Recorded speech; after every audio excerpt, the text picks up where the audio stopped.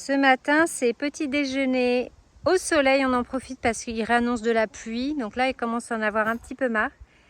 Et là-bas dans le coin, je ne sais pas si vous les voyez, mais ce sont des bernaches. J'ai la réponse à la question que je me posais en forêt. Là, on est dans une petite exposition. Et en fait, on a sous les yeux les différents types de lichens que l'on peut trouver. Et celui que je voyais en forêt, c'était bien celui-là. On a vu celui-là, celui du fond. Ceux-là sont un peu plus communs chez nous, mais c'est bien du lichen. Nous voilà à un observatoire dans le parc. On va prendre de la hauteur et voir un petit peu ce que l'on va apercevoir.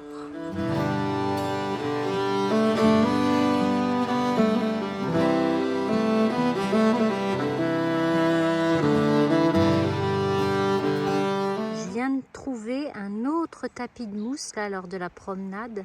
Elle est extrêmement douce et beaucoup plus verte pâle que celle dont on est un petit peu plus habitué. C'est très sympa aussi. Là, on est dans un autre espace où il y a une partie petit lac très très transparent avec un bleu assez incroyable.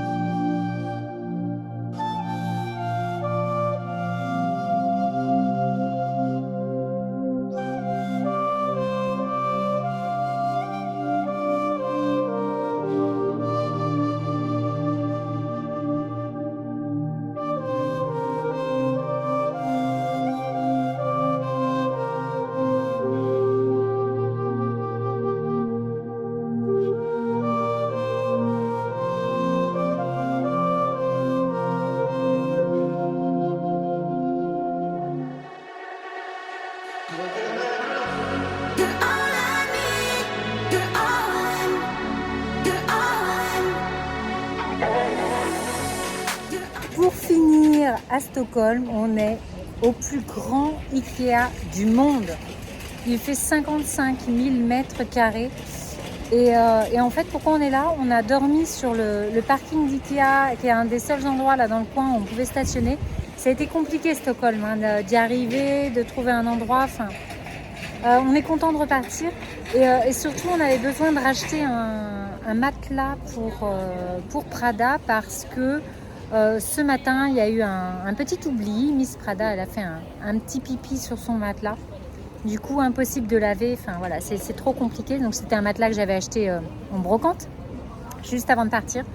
Donc là, voilà, j'ai pris le matelas le moins cher de chez Ikea pour lui permettre quand même de bien dormir, d'être confort.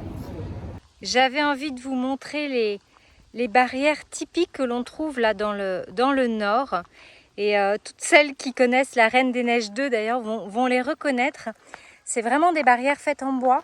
Et quand on regarde, même les liens, hein, c'est fait à l'ancienne, donc même les liens sont en bois. Et je trouve que ça fait un effet très naturel, bien sûr. Et plutôt chouette. On pourrait peut-être s'en inspirer.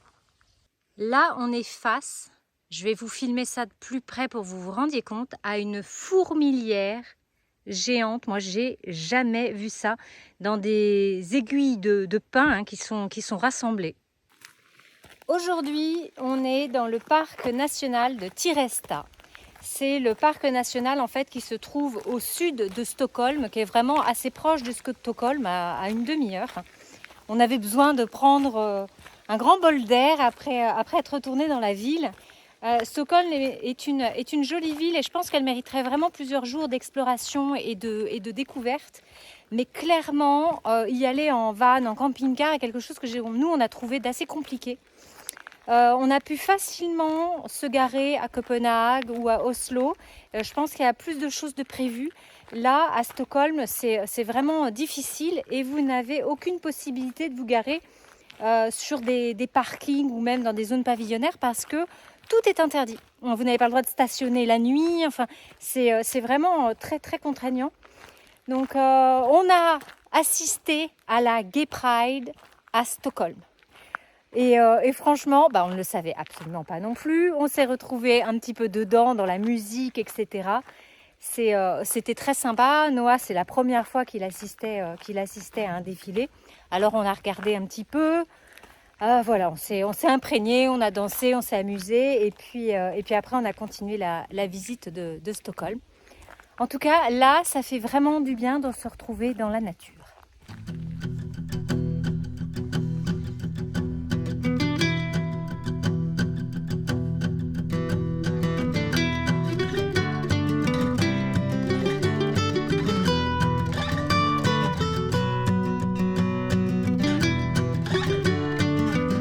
Avez-vous déjà remarqué ce type de symbole?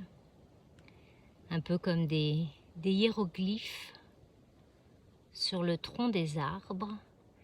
Bien, en fait, c'est fait par des dévoreurs de bois, de pins, de sapins. Ce sont des larves qui exécutent des motifs. Un petit peu comme des sigils, celles qui ont suivi le dernier cercle avec moi, le cercle des potions. On a parlé de ces symboles.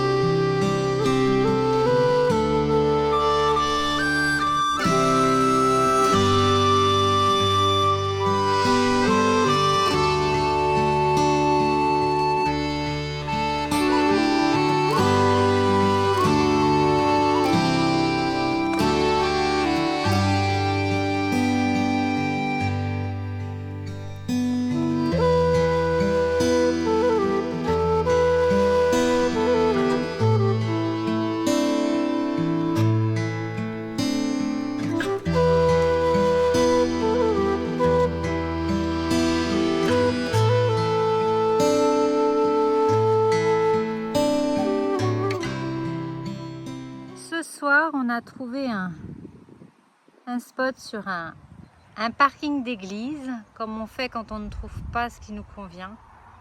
Là, j'avoue que la vue est très très belle. Le jardin de cette église est carrément incroyable.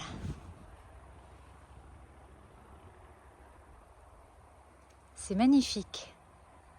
C'est vraiment un havre de paix. On s'est pris une nuit là dans un camping en bord de mer sur la Baltique. Et ça nous a fait du bien, permis de prendre une douche, de laver les cheveux. J'avoue que cette vie road trip est quand même assez roots, j'ai envie de dire, au niveau de prendre soin de soi. Voilà. Hier, ça faisait hyper longtemps que j'avais pas fait ça. J'ai fait mes sourcils, enfin voilà, vérifier les poils. Je me suis rasée, je me suis lavé les cheveux, pris une bonne douche. Ça fait vraiment du bien. Et camping très sympa avec mini-golf, avec des jeux pour enfants. Voilà, Noah, il s'est amusé. Il a joué avec une Suédoise. Bon, on se rend compte que nous, vraiment, les Français, on n'est vraiment pas doués pour les langues étrangères. Et Noah, 10 ans, parle 3 mots d'anglais. La Suédoise, qui avait à peu près son âge, elle parlait couramment anglais. Donc, il y a vraiment de grosses lacunes de ce côté-là. Il y aurait vraiment des efforts à faire. Bon, enfin bref, on a fait les machines à laver aussi. On a profité pour faire 2 machines à laver pour pouvoir continuer le road trip. Et là, on va se diriger vers un autre parc national du pays Tiveden, je ne sais pas si ça se prononce comme ça, mais peu importe. Là aussi, hein, vous inquiétez pas, vous avez tous les renseignements. Je vous mets les noms dans la description de la vidéo. Apparemment, il y a des super randonnées à faire. Au niveau de ma cheville, là, ça fait un peu plus de 2 semaines maintenant. Je marche bien, j'ai envie de dire. Je marche sans trop boiter. Sans m'appuyer sur quoi que ce soit. Je fais très très attention à tous les sols qui ne sont pas droits parce que la cheville elle se tortille quand même dessus. Mais c'est quand même beaucoup mieux, donc je suis contente et heureusement quand même qu'on est en Suède avec des choses quand même assez plates, hein, parce qu'en Norvège les pentes, les descentes, ça aurait été vraiment beaucoup plus compliqué. Donc là c'est quand même beaucoup plus facile de gérer ça. Ce midi, on s'est arrêté au bord d'un lac. On voit que les animaux sont complètement stressés de cette vie de nomade. Non, franchement, ils s'habituent très très bien. Bibi prend son confort où il le peut, quand il le peut, quand il n'y a pas de chien. Voilà, il est curieux toujours de sortir et de découvrir ce qui se passe autour de lui. Et là, le lieu est vraiment, vraiment sympa. Il y a plein de choses proposées pour les enfants. Noah est en train de s'éclater sur le trampoline. En plus, on a de la chance, ça fait 2 jours, hier, aujourd'hui, où on a du soleil, nuages et soleil, donc franchement, on en profite. Et là, au bout, il y a une plage pour se baigner. Alors, c'est cool ?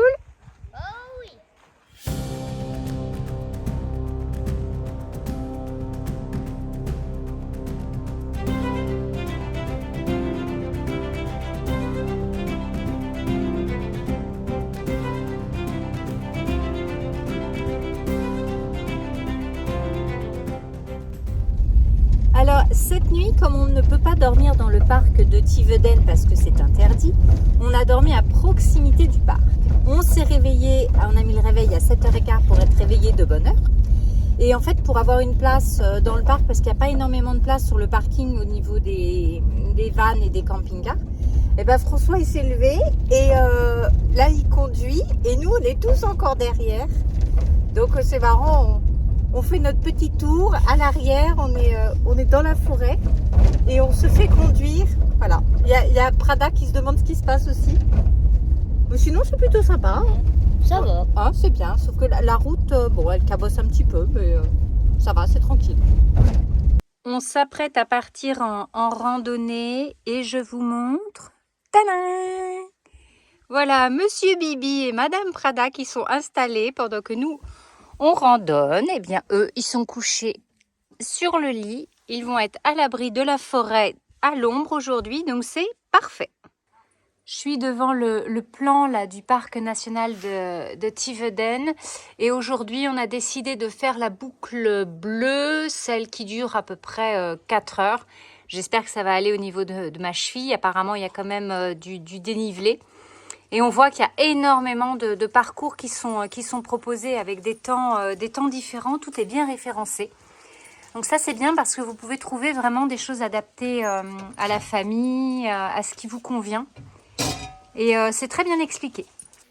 Allez, on est motivés. Apparemment, c'est un parc avec vraiment de très jolies choses à voir. Beaucoup de rochers, des forêts. C'est une forêt très ancienne.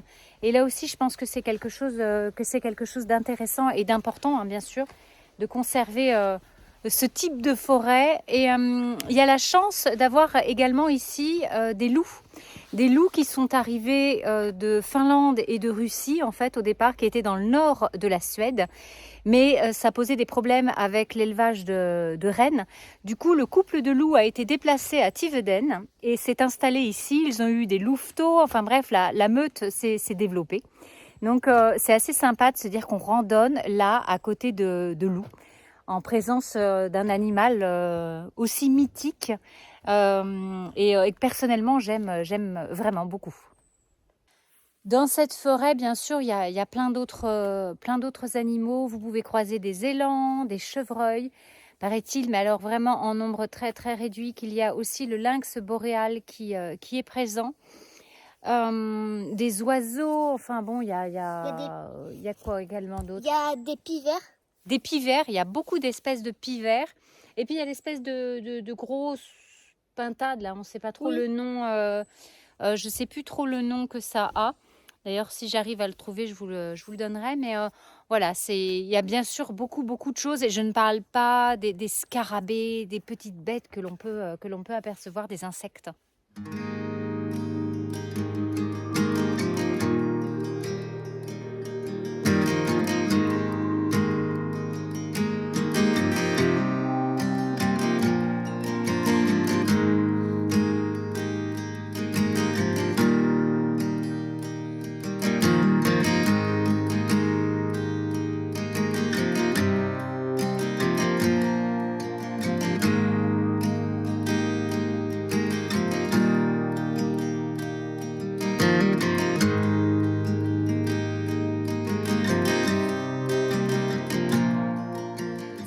Vraiment chouette là lors de ces promenades en pleine nature, que ce soit en Norvège ou ici en Suède, c'est vraiment de pouvoir déjà se reconnecter à la nature, hein. C'est vraiment des bains de forêt que l'on fait et il y a un vrai mieux-être à se promener, à déambuler dans la nature, à se reconnecter à la nature. Et puis il y a aussi cette force et cette magie qui est présente de pouvoir se reconnecter aux éléments. Que ce soit au feu, l'élément du feu grâce au soleil aujourd'hui, à l'élément de la terre avec toute cette végétation, ces arbres, ces minéraux aussi qui ont toute leur importance. Vous avez l'élément de l'eau qui est tellement représenté avec les lacs, les ruisseaux, et puis l'élément de l'air, quand on peut avoir une brise ou un vent, et croyez-moi, il y a souvent cet élément qui est présent ici. Et le dernier élément qu'il ne faut pas oublier, l'élément principal qui permet de se connecter, de se relier à tout ça, en fait, c'est nous-mêmes. C'est nous-mêmes et c'est notre conscience de faire partie de ce cycle de la nature. Chose que l'on oublie vraiment trop souvent et c'est vraiment dommage. Donc je vous invite, peu importe où vous habitez, à vous reconnecter et à aller vous promener comme ça, même quelques instants, aller vous ressourcer en nature. Et si vous êtes intéressé par ça, justement, la magie des 5 éléments, je vous invite à aller découvrir le cercle, le replay du cercle des 5 éléments dans lequel, justement, j'aborde toute cette magie et comment se reconnecter, comment utiliser dans sa vie quotidienne, dans sa vie de tous les jours, les éléments. Hey, darling. Can I tell you what's been on my mind? Sick and tired of the 9 to 5 in the city life. Hey, darling, we could get out of town, see the beautiful world around, wanna see it now. Là, on est vraiment en plein cœur du parc national et on essaye de ne pas faire trop de bruit. Pour peut-être avoir la chance de voir un animal, d'apercevoir quelque chose.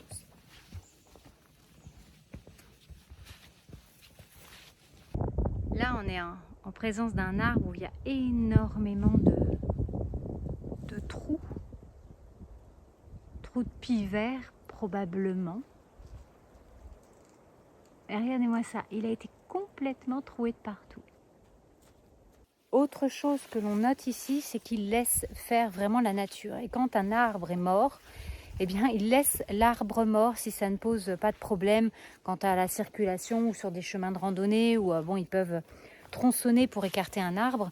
Mais sinon, on laisse vraiment faire la nature. Et je pense que c'est une grosse erreur qu'on a fait dans nos jardins. Chez nous, c'est de vouloir tout diriger.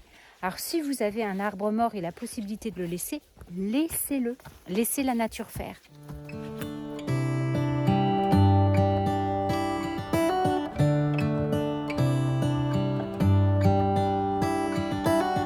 How come the stars come to shine when it's dark from so far away? Show us where we are. What makes the sun go to sleep every night? And what's it dreaming of? I wonder.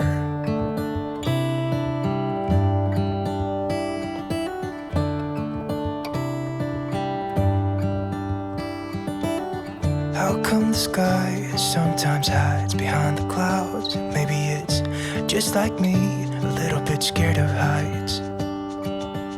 Why does the rain always keep... Bon, petit bilan de cette promenade, on est quand même un peu rincé. J'ai eu du mal avec la cheville, ça se tortillait dans tous les sens, il y avait beaucoup de racines, beaucoup de pierres. Donc, fatigués, nous sommes fatigués, nous avons faim, nous allons manger de la semoule et des lentilles. I wonder.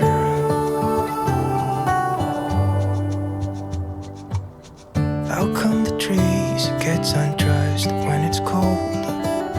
And don't they miss the leaves they left behind? Could it be